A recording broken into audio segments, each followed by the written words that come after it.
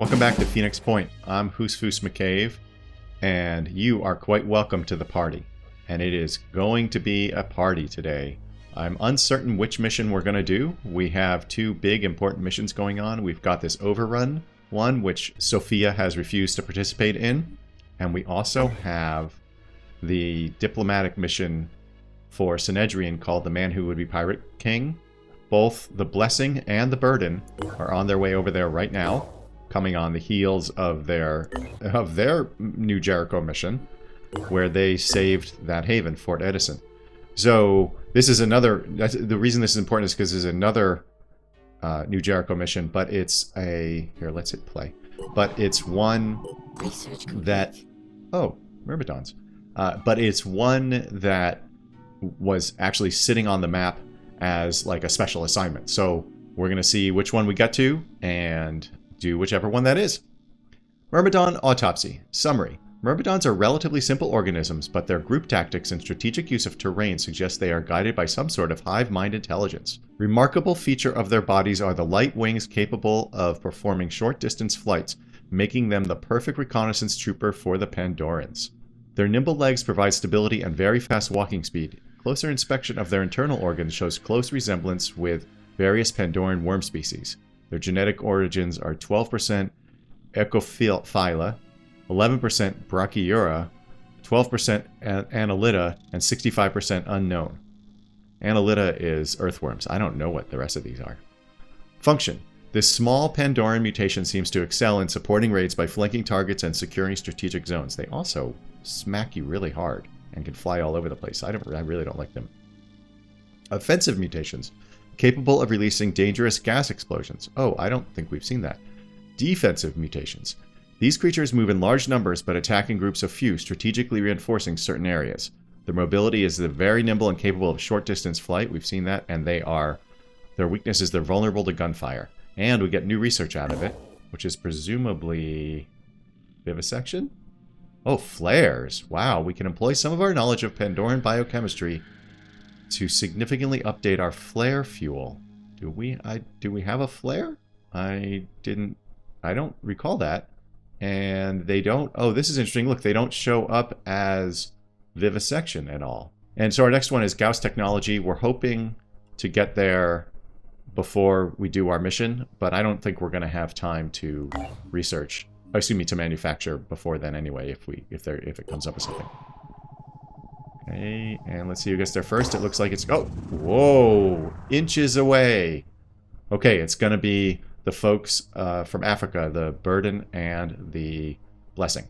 The Man Who Would Be Pirate King. Mission briefing. Before the Pandora virus, Abden Tusk was an eccentric billionaire, best known for funding U.FO, a company selling alien invasion insurance, and his involvement in the atmospheric railway disaster that left 108 people pulverized. Now he has declared himself Pirate King, raiding and looting havens with his mercenary army. Synedrion wants him stopped. This is the mission that will let us get past 50% diplomacy with Synedrion. I haven't assigned any points to any of our guys. Oh good, it kept the setting, so we're not going to accidentally take the scarab. All items on the battlefield will be automatically recovered. So as I was saying, I haven't assigned any points. So I'm going to do that now, and then I'll be back. And I'm back. So here's what we did. I spent all of Chicker's points, and I think a little bit more from the Phoenix pool for +1 speed. We gave Elsa Warcry, which she didn't have before. I had taken it last time with Chigger. And last episode, there was an opportunity that Chigger could have used Warcry. DaddyCon pointed out that there was an opportunity I could have used Warcry, and it probably would have helped avoid some of our folks taking some damage and a couple of close calls. So, this is a situation where I need to think about our abilities, but I want to make sure that we have that opportunity. So that's what we did with her. Raphael, he leveled. So we took Quick Game, which is one of my favorites, and we also gave him +1 speed, and you can see he's still sitting on 8 points. Gremlin. So Gremlin had 10 points, I think it was, and so we used some Phoenix Pool points to give him a little more willpower. Gremlin, the real person, pointed out that I was mistaken in saying that he had wanted to do strength and speed. It's actually speed and willpower. And especially as Gremlin goes up in levels and then we multi-class, this will be the Gremlin, the real person, has pointed out there will be some real advantages there. You'll notice here also he has the opportunity to get farsighted. I didn't take it this time in favor of doing this 1 willpower point, but I think that's the next thing we're going to do when we're looking to give him willpower, because this thing is going to cost the same as 2 points of willpower, and it just gets plus 10 perception range. So that will be awesome.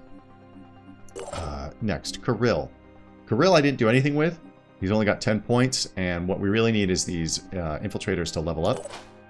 Kjotlek, we gave him plus 1 speed. I am also very tempted to give him farsighted. I like the idea of him being able to go and, like, he's already got a 45 perception, so a 55 would be incredible. He can be a spotter for us, which leaves Raphael or any other sniper kind of a little bit better positioned to snipe at guys rather than kind of be a spotter for us. Una, oh wait, Arena, what are you doing here? Hey! No. We didn't do anything with these guys because they are not in a mission yet. That was strange. Una, we gave her plus 1 speed and then are sitting on the 2 points. Montserrat, we gave plus 1 speed. Again, I'm trying to get these folks up so that they can move around. Speed is really key for this game. So, and we're sitting on the final 4 points. And then PX Scarab we didn't do anything with, which is fine because they don't get skill points and also we're not using it. Okay, so that's everything. Let's deploy our squad. Okay, here we go. Oh, this is very exciting. There's been a lot of build-up to this mission, the Pirate King one. Okay, here we are, the man who would be Pirate King. Our objective is to kill all the enemies. Editor Who's here. Before we start, I have a favor to ask. I edited this episode very differently than usual. The footage was very long, so I decided to attempt to show the action and provide summaries. It took many hours, and while I learned a lot, I'm uncertain the final product is as entertaining as my normal editing style. Please do me the favor of using the comment section to tell me whether you like this style more or less than my usual style. If you don't care either way, let me know that too. Thanks so much for your time and input. Now, let's get to it. Okay, let's take a look around at this map. Oh, this is cool. Wow, I can get really into these stones even though they're clearly not part of the map. Oh, it's this whole base. Wow, we haven't done a base thing in a while. Wow, this thing is huge. It's huge. Now, do we see any spawners? No, I think all the guys that are here. Or maybe we can't see them. Maybe we can't see them. There's a dude right there. That's a bad dude. Yeah, where are our guys? Okay. Let's switch off of... Yeah, okay. So, we've got a dude right here. We can actually see 3 guys. We can see a couple of assaults and a heavy. Yeah. Ooh, look at that heavy. Bandit heavy. Okay, they're bandits. So are they wearing the Guardian XA? Yeah, okay. Oh, what is this weapon? Oh, it's just an Ergun. I wonder why it's got that weird green thing around it. Okay, he's a brawler. Let's check out these assaults. They have return fire and dash. Okay, and this has the Praetorian, right? That's not new. And they're using Yat. Okay, we've seen there's nothing new there. Let's check out this guy. I imagine that he's similar. Yeah, same. Okay, so they're clones of one another. So, okay, those are the 3 we can see. We obviously don't know how many enemies there are. Alright, let's get this mission started. I had to step away. It's actually the next day now. So I don't know if all of these folks are in the same order, but we haven't done anything.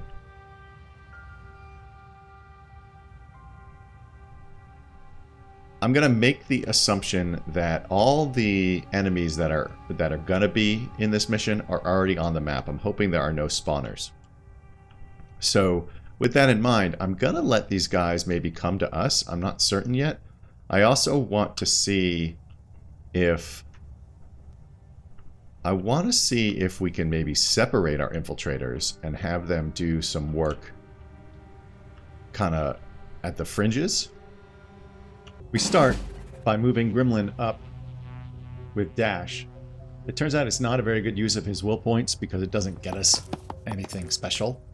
This is a little bit me struggling to figure out how to approach this mission. Speaking of approaching this mission incorrectly, At some point in here, I also realized that we don't need the Hera or the Neurazur because we're not going to be paralyzing any Pandorans on this mission. We look around for a place to jump with Chigger, but because of the way this base is set up, there's essentially no headroom, so neither he nor Elsa is going to be able to jump very much. Ultimately, we move Chigger up as much as we can, hoping to grenade with him next turn. Double time.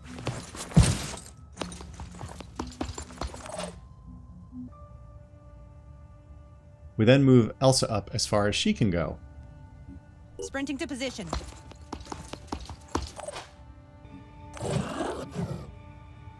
Then we set Una up to pop out from behind the right side of the entrance gate.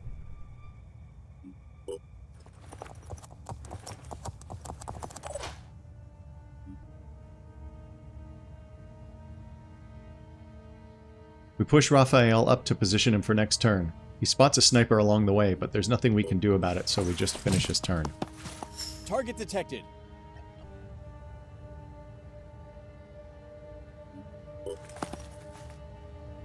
Xcom-like is next, and we position him opposite Una on the left side of the gate. He can target all known enemies, but is visible to none. He does spot a second sniper, though.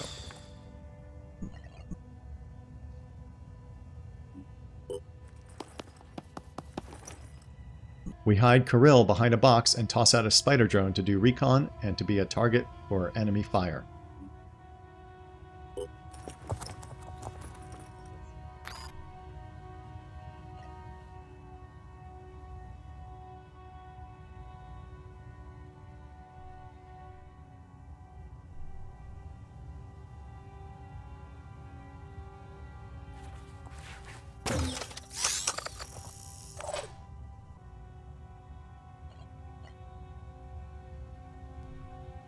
We move Gremlin up to an overwatch position and out of the enemy crosshairs.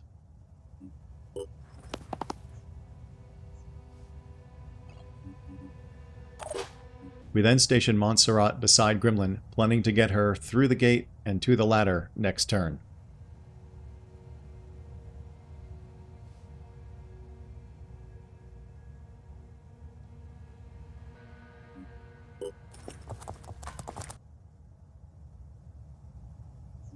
Rolling. Then we throw down a couple 5 by overwatches 5. and end our turn.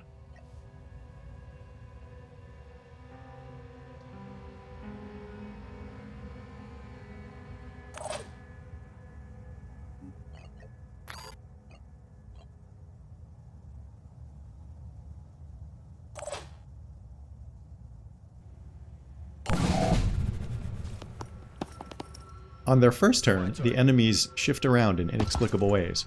A berserker and another heavy reveal themselves. The second heavy turns out to be important, as we will see soon.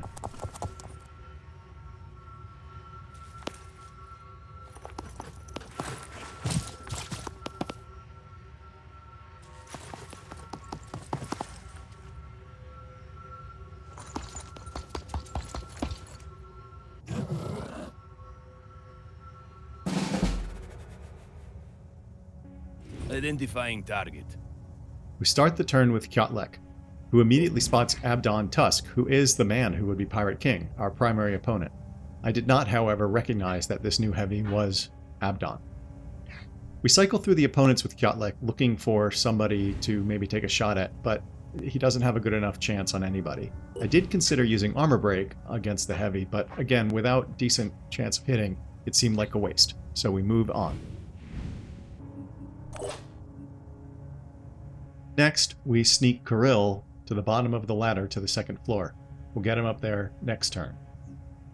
Advancing.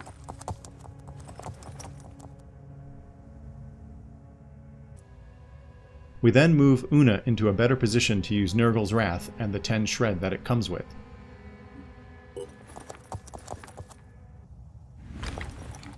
She cycles through all the possible targets, but doesn't have a good shot on any of them. She lingers on Abdon Tusk, but I still haven't noticed the label above the aiming circles.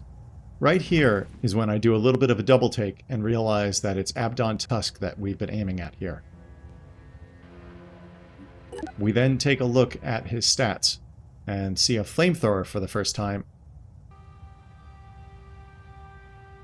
We then take a look at the enemy berserker and realize that it has regeneration, which is pretty cool. Maybe we can get that too. I then also notice that it has 3 modified body parts, which I didn't think was possible. This is just another reason that I should install the mod that DaddyCon suggested that allows us to modify 3 body parts instead of just 2. Unable to come up with a better idea, I move Montserrat to the bottom of the ladder with Kirill. We'll send them to the 2nd floor next turn. Here. Next, we move Raphael to Una's old location, and then to the crates just inside the entrance. This will come back to haunt us soon. Moving fast. All set. Then it's Chigger's turn to take Una's old spot. So we move him up there with the hope that we'll be able to grenade somebody on the next turn. Still unable to use her jetpack, we move Elsa to the bottom of the ladder with the intent of moving her upstairs with our infiltrators next turn. Repositioning. Prioritizing speed. I spend like the next 5 minutes or so trying to find a place to move Kjotlik to, but I'm afraid of putting him in the line of fire and possibly having the Berserker throw his grenade, something that it turns out I was right to be afraid of, as you will see in a moment. So we just leave him where he is and tuck Gremlin up behind Chigger. That corner is very popular. We start overwatching in preparation to end our turn.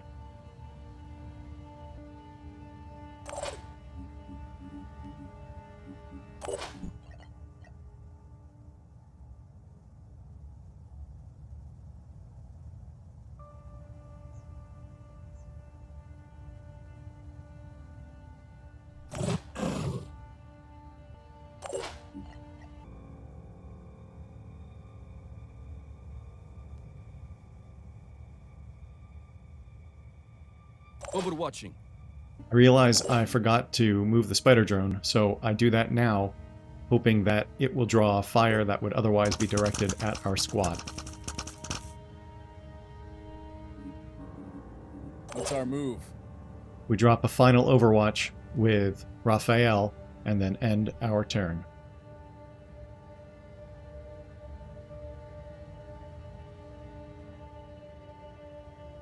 Holding position.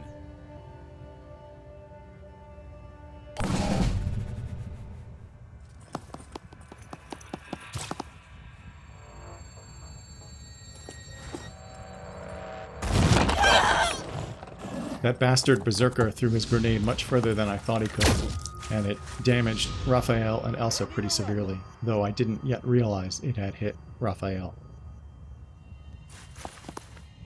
Fire!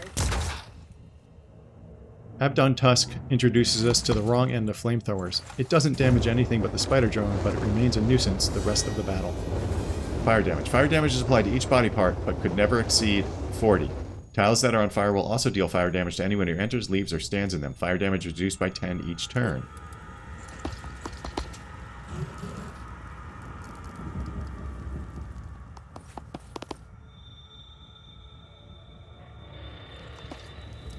Action.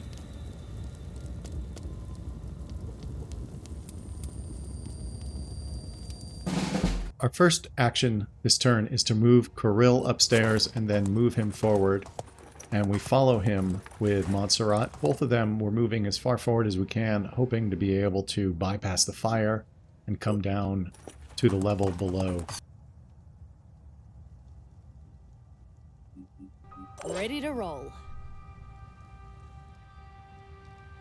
Ideally, we'd be able to either throw grenades down on the guys below us or surprise them and shoot them from behind and stun them.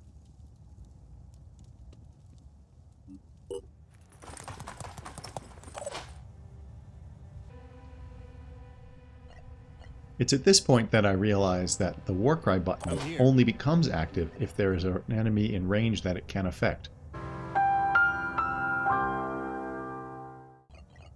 And here we see Elsa trying to take down Abdon Tusk. The only thing stopping her is Raphael, literally. She's guaranteed to kill him. So we decide not to take the shot. Hoping to remove a bunch of armor, Chigger takes aim at Tusk with his grenade launcher. It's right on the edge of the range, so we move Chigger up a little bit and then take the shot.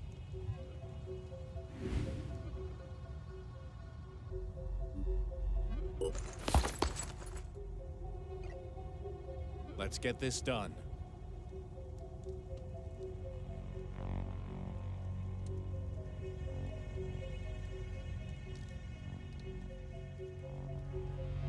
When we shoot the grenade, this weird camera business happens, so we don't even get the glory of seeing the grenade hit Abdon Tusk. We can see here that the grenade did 28 points of damage to Tusk, 41 to his flamethrower, and removed 60 points of armor. As you can see, that's only a small percentage of the amount of armor and hit points Tusk has. So obviously the grenade launch is really much better when you're trying to hit multiple targets rather than just a single one. Still, it does soften him up. Next, we move Una up so she can get a good shot on Tusk. At first, we move her to the right, but then, unable to get a shot on Tusk, we have to move her to the left and risk going into the fire.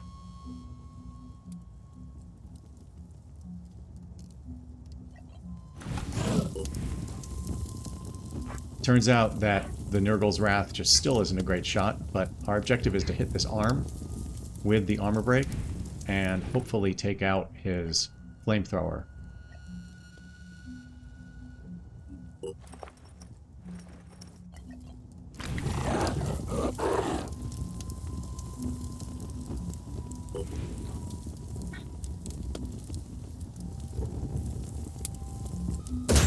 Instead of 30 points of armor damage, we do 53. We also do 77 points of health damage and disable his head. His torso is uncovered as well. So we didn't hit the arm, but that's a pretty good outcome.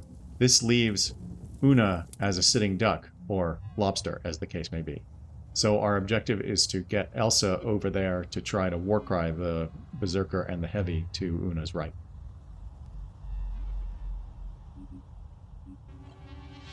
Preparing to fire. Before we do that, though, we have Raphael use quick aim and take a shot at Abdon Tusk. Steel on target. As you can see, he does 122 points of damage, disables his torso, and adds another 10 points of bleeding. Receiving loud and clear.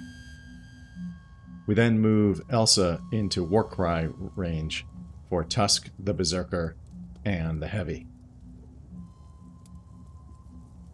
Tusk probably won't last to the next round, but dropping the others to 2 action points means the Heavy won't be able to shoot, and the Berserker won't be able to run and then melee us, even if they can still stomp.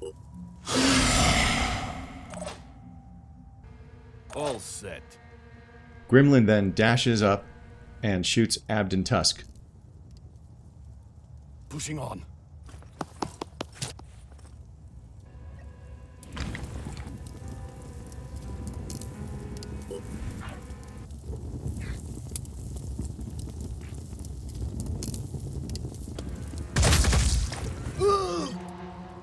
Gremlin's shot destroys Tusk's flamethrower and does 40 points of health damage, leaving Tusk with only 20 points of health and bleeding for 20 points, meaning he's dead at the start of the next turn.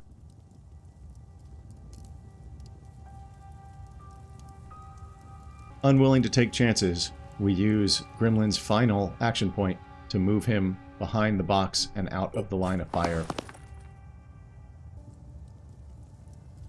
Next, it's Kjotlek's turn, and he moves up and makes liberal use of armor break.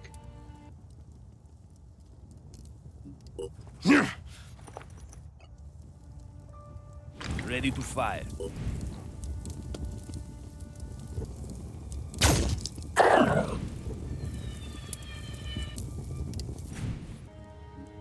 Yeah.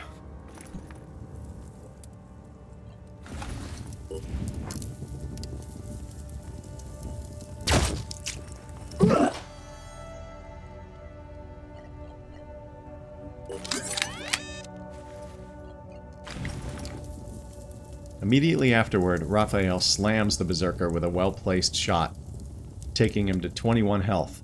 He's only bleeding 10, but something tells me he's not going to last very long.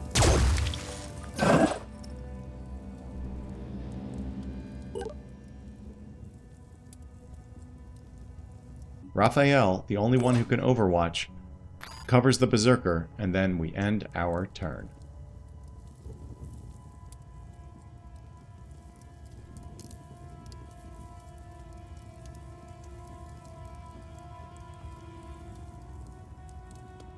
I'll try to stop them. Captain Tusk immediately bleeds out. Then the Berserker trips Raphael's Overwatch, and Raphael drops it.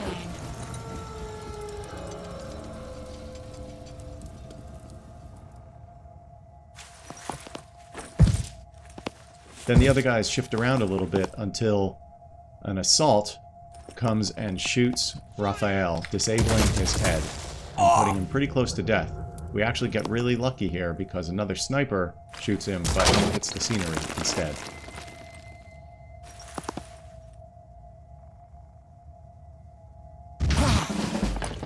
The first thing we need to do this turn is heal Raphael. As you can see, he's in bad shape. He's down to 63 hit points, his head is disabled, he's bleeding 10. And ironically, it's better for his head to be disabled than for one of his arms to be disabled, because if his arm is disabled, he can't use his sniper rifle. Anyway, so what we do is swap out the Hera, which we're not using this mission, for a medkit, and then we heal him. And everybody's good to go. Next up is Montserrat. I'm happy to say I finally start making effective use of our infiltrators in this mission.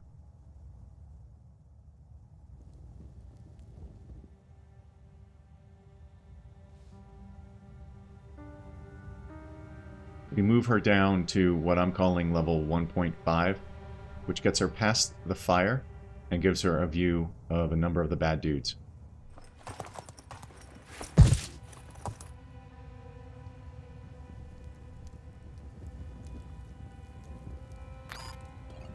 We take a look at what kind of shots she has on these guys.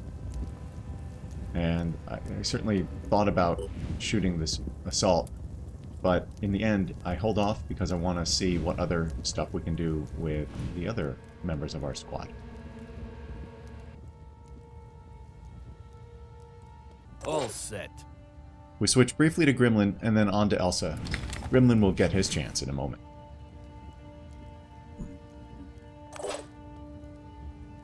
Elsa saunters up and takes aim at the bandit heavy.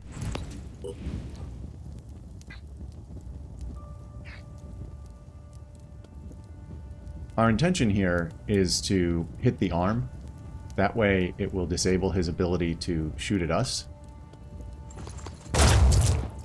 Ultimately, she misses his arm, but in the best possible way. Because she dazes him, does 170 points of damage, leaves him with 10 hit points, and he's bleeding 10, so he's done. We move Kirill up beside Montserrat, primarily because he has a grenade. This is the first sign that I didn't properly equip Montserrat.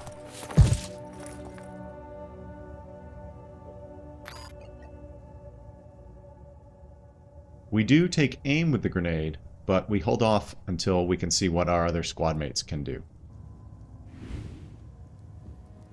My arch nemesis, the right mouse button, strikes again, moving Una to this random spot. Fortunately, she has enough action points left that she can move around to the right side into relative safety. We move Raphael behind these boxes to avoid sniper fire. At this point, I'm probably overcompensating for the beating he took earlier.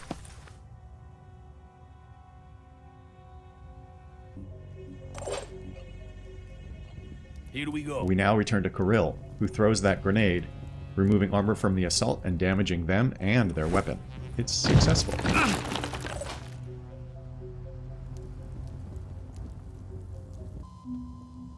After a solid 5 minutes of faffing about, we move Gremlin up and take aim at the bandit assault. By nobody's definition is this a good shot to take. It's at best a 30%er. So we back off And instead, Gremlin tries to throw a On grenade. it. Unfortunately, the range is just a little bit short. Not wanting Gremlin to feel left out, I guess, we return to his bulldog and we take that horrible shot. Of course, he throws it away. He throws away his shot. I am not throwing away my shot. I was born ready. Montserrat is up next. She takes 2 shots at the assault with the intention of disabling the arm so that he can't shoot at us anymore.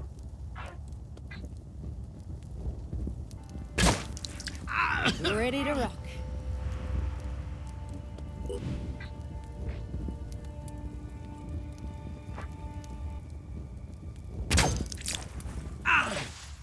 She does do this, but I don't think I realized it at the time, and the game still shows him as wielding the assault rifle. But I suspect it was lying. Next, we creep Kjotlek and then Chigger up around the fire and towards all known enemies. I'm on my way. I'm here.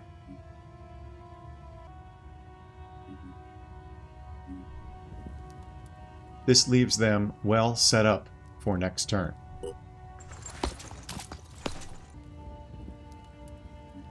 On the move. Now it's time for the wannabe pirates to make a move. My turn. Another assault shows up and heals the one that we've been beating on.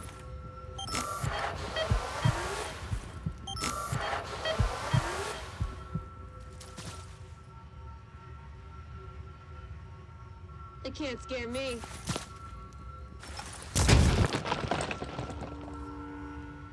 Then another berserker shows up, stomps their feet in a temper tantrum, dazing Elsa. They would have got Una too, but Una is immune to such immaturity. 5x5. To kick off this turn, we move Kjotlek around the corner to make room for Chigger to get by and use his Goliath grenade launcher on both assault bastardos.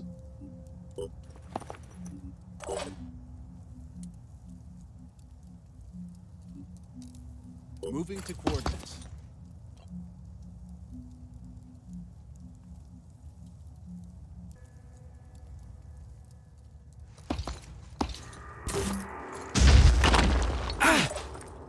This leaves both of them with little will, something we can and will use to our advantage. Next, Una moves up and smacks the Berserker with melee, doing 100 points of damage, inflicting 15 virus, disabling its torso, and causing 10 bleed. I had intended to kill the Berserker, but forgot that Una's melee weapon is not high damage. As you can see, the Berserker has pretty huge armor. With this in mind, I decided to use Armor Break and Bash.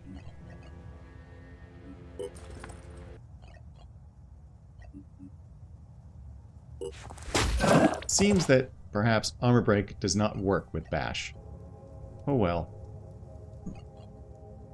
Trying to keep the pressure on, Gremlin dashes towards the Berserker. I can do it. I've got to focus. Unfortunately, he's unhappy with his chances. So he decides to move a little bit closer.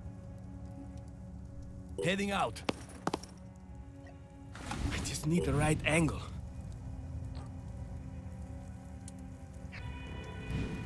Unable to find the right angle, Gremlin considers grenading the Berserker instead. Alright, let's see if this works. Concerned he's going to hit Una with the grenade, Gremlin takes another look down his sights. Trying to aim.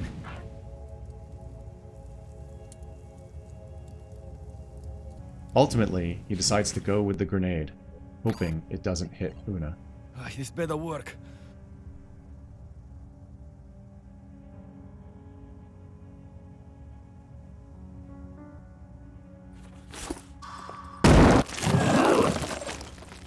The grenade hits only the enemy Berserker, removing 60 points of armor and doing 21 points of damage. If you listen carefully, I think you can hear Gremlin sigh in relief. I think he and Una might have something going on. Raphael chambers around. Then he focuses on his breathing. In, out. In, out. He holds it. Squeezes the trigger. Boom!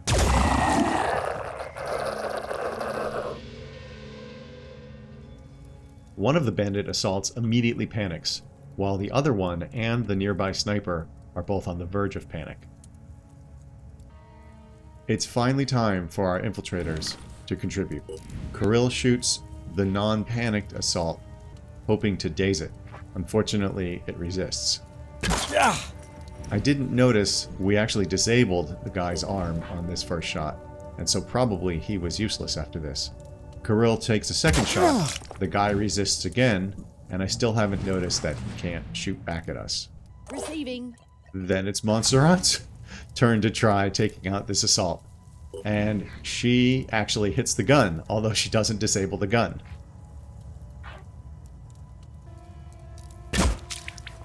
Having used all of her ammo, I decide to toss down a spider drone before reloading. Here we go.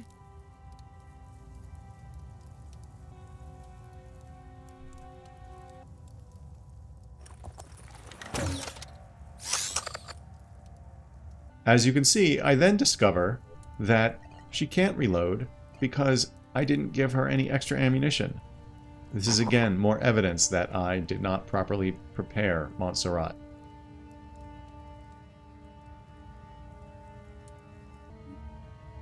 Five by five. Always a team player, Kyotlek runs up and smacks the assault that we've been trying so hard to kill.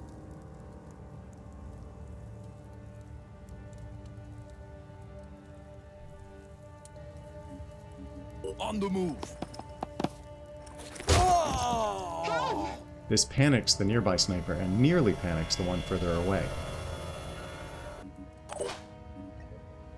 We then lay down an overwatch with Raphael, verify that we can't do anything with Montserrat's new spider drone, and end our turn.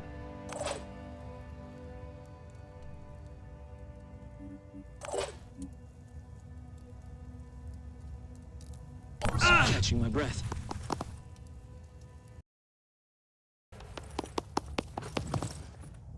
My turn. Opening fire.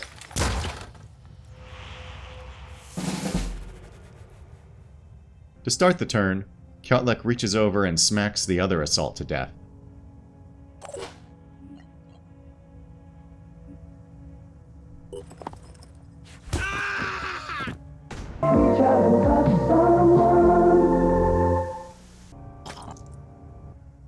And then Kyotlek moves closer to the remaining enemies.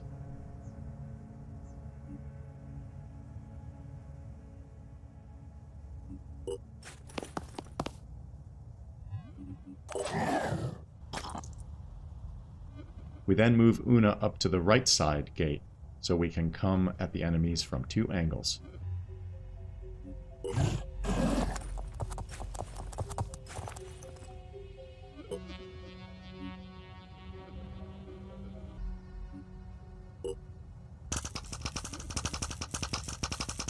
Next, we detonate Montserrat's spider drone on the assault that showed up last turn, doing 52 points of damage and, more importantly, removing a whole bunch of its armor. Because she has no ammo left, Montserrat can't do much but throw down another spider drone. Here is a little trick I know. Spider drones are cool, so that's okay.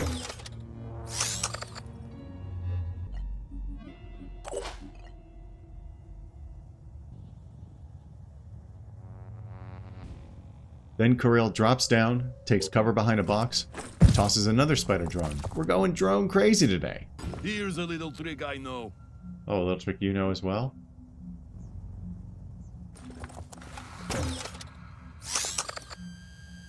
Ready to roll. We're gonna do... What's up, dog? What's up, dog? My dog is sitting here by my side again. She wants a little attention. Montserrat briefly considers throwing another spider drone, but instead decides to move up beside Kirill. Rolling.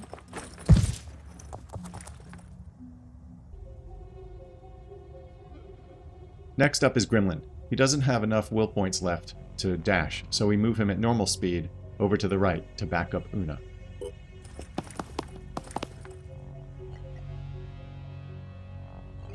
We set an overwatch with him, even though it's a little early.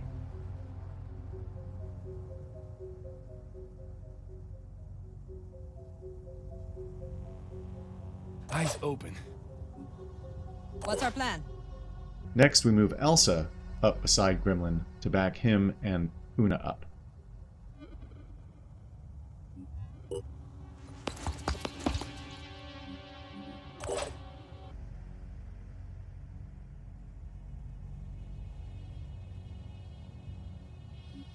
Running.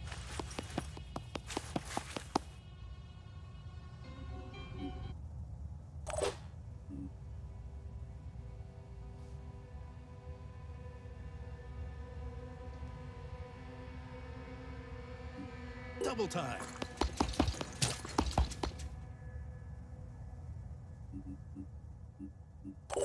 Then Raphael overwatches for free, and we end our turn. Holding position. My turn. The snipers take out one of our drones and throw away a shot trying to hit the other. Better they aim at the drones than at us.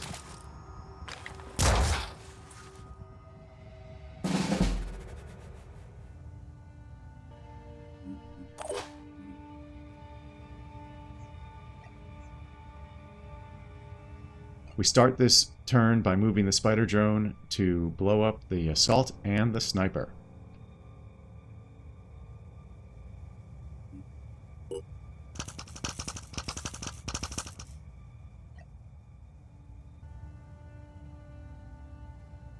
It turns out they're just a little bit too far apart, so we move towards the assault.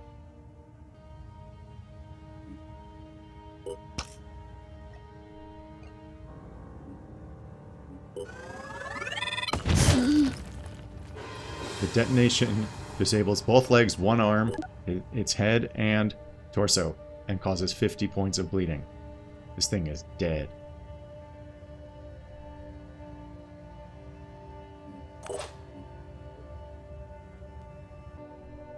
My arch nemesis, the right mouse button, strikes again, this time moving Montserrat.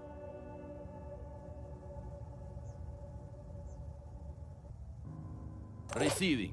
We consider deploying yet we another go. spider drone with Kirill.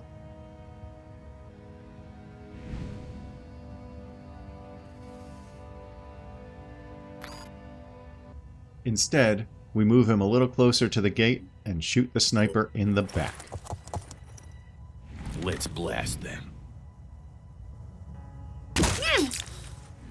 Because of Kirill's special infiltrator ability, this does 180 points of stun, so the sniper is now dazed.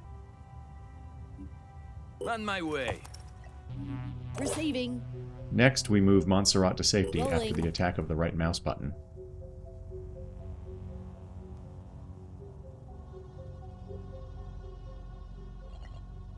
Then she tosses another spider drone.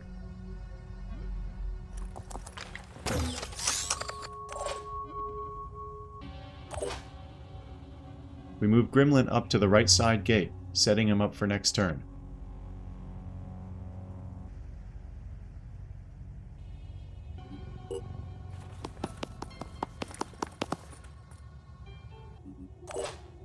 Moments later, we do the same thing with Elsa.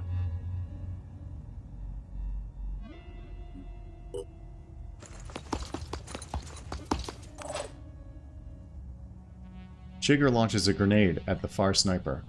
I'm surprised he can do that without moving and exposing himself. Let's get this done.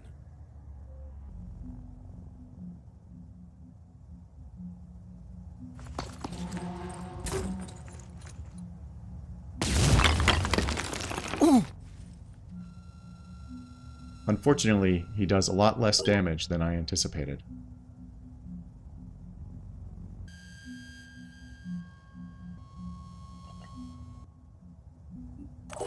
I consider doing something with Kotlik here, but I decide to move Una first.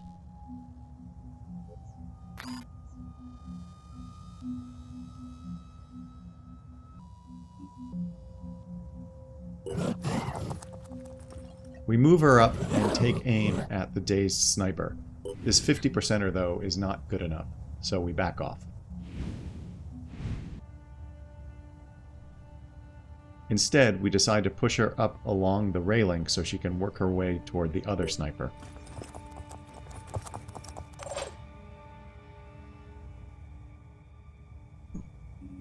I'm here.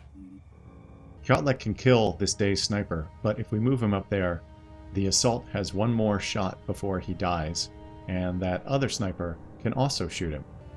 So we just move him a little bit to improve his overwatch, and then we set up an overwatch.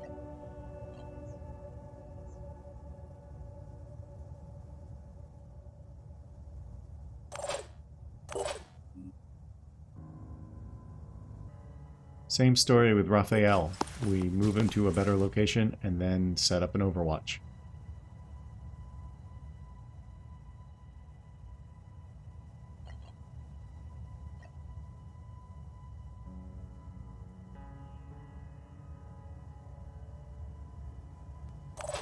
And then we end our turn.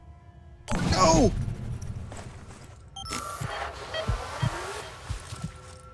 I'm gonna do this.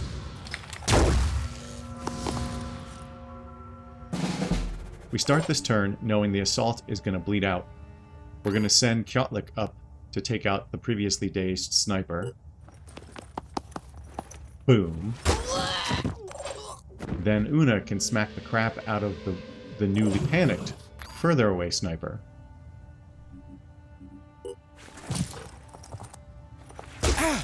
Una does a bunch of damage, inflicts 15 points of virus, disables the torso, and causes the sniper to bleed, but it's not enough to take him down permanently. Here. So we're going to give this kill to Raphael, because that's what snipers are good for.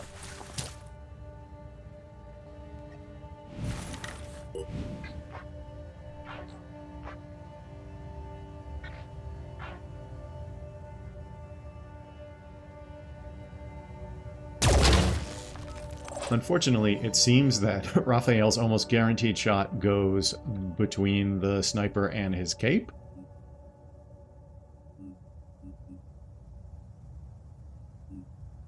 I'm here. So we call on Gremlin to make it happen.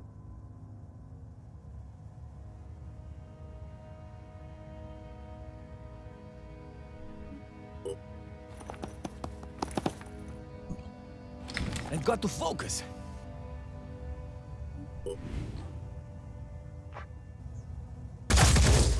Yeah. He doesn't quite take the sniper out, but boy does he put a hurting on him. With 29 health left, the sniper is not going to immediately bleed out. However, I'm sure we can do 9 points of damage on the next turn. So we'll just end our turn and let a little bit of magic happen. I need a moment. We can run Una up to finish off the sniper. Is that the mission? Sure looks like it.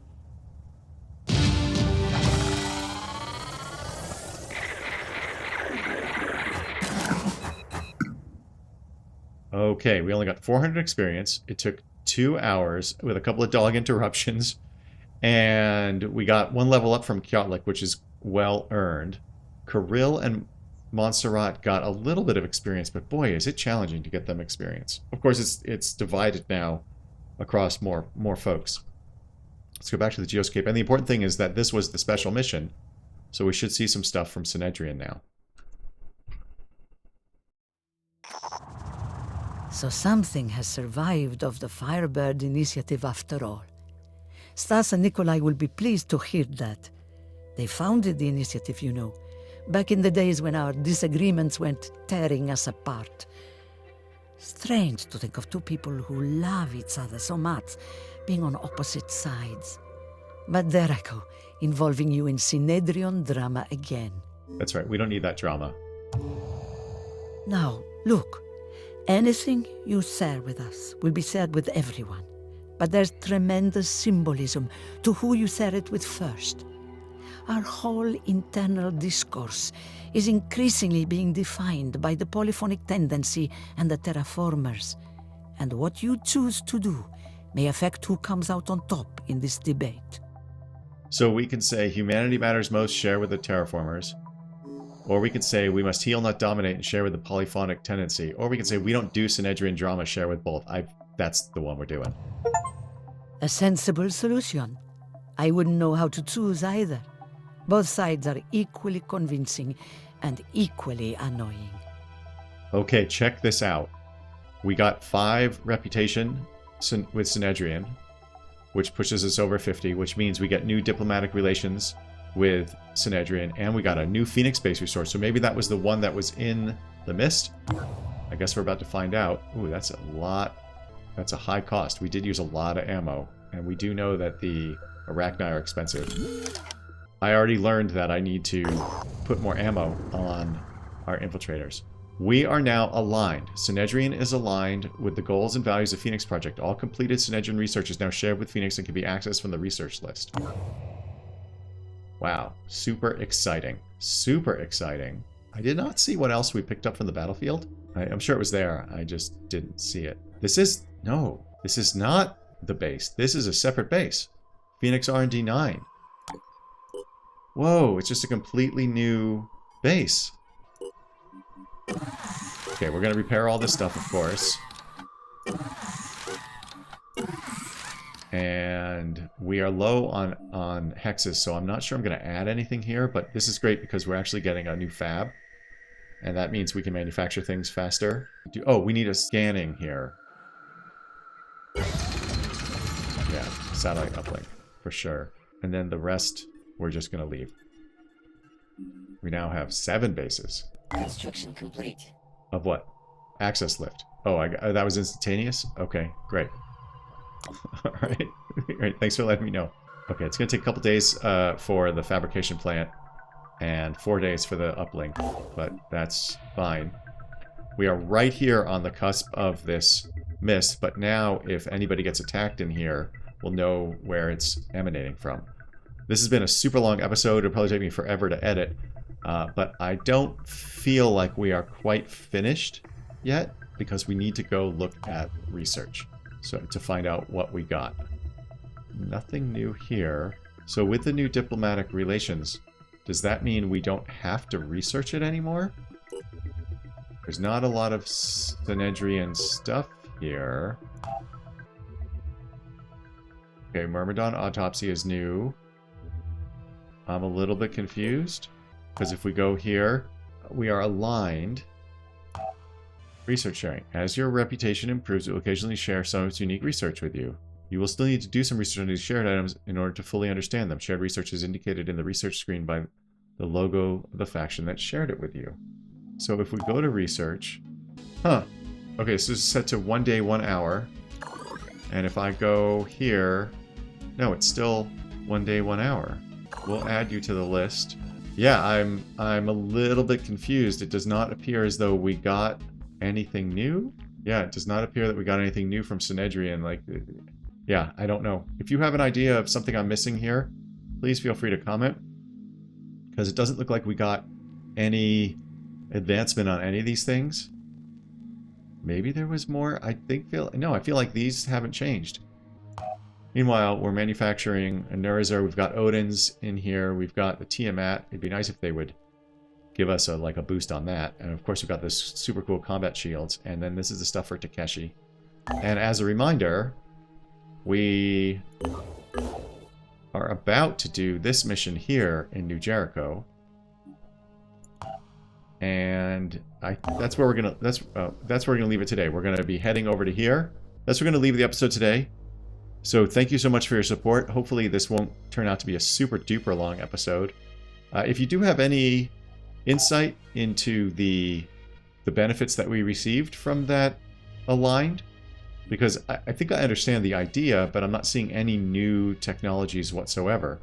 Yeah, I'm not seeing anything new. I'm pretty sure we had all of these, and I don't think any of them have advanced any further. And I don't think we have any new... I'm not under the impression that we actually get new technology from them. It's just that they advance us. We get everything available, and then they advance us on it to some degree, but I'm not seeing any of that. So if you have any insight into what I'm missing here, please let me know. Meanwhile, thank you so much for your support. I love you very much. I appreciate all the comments that everybody's been making, and please remember, if you have pets, to have them spayed or neutered.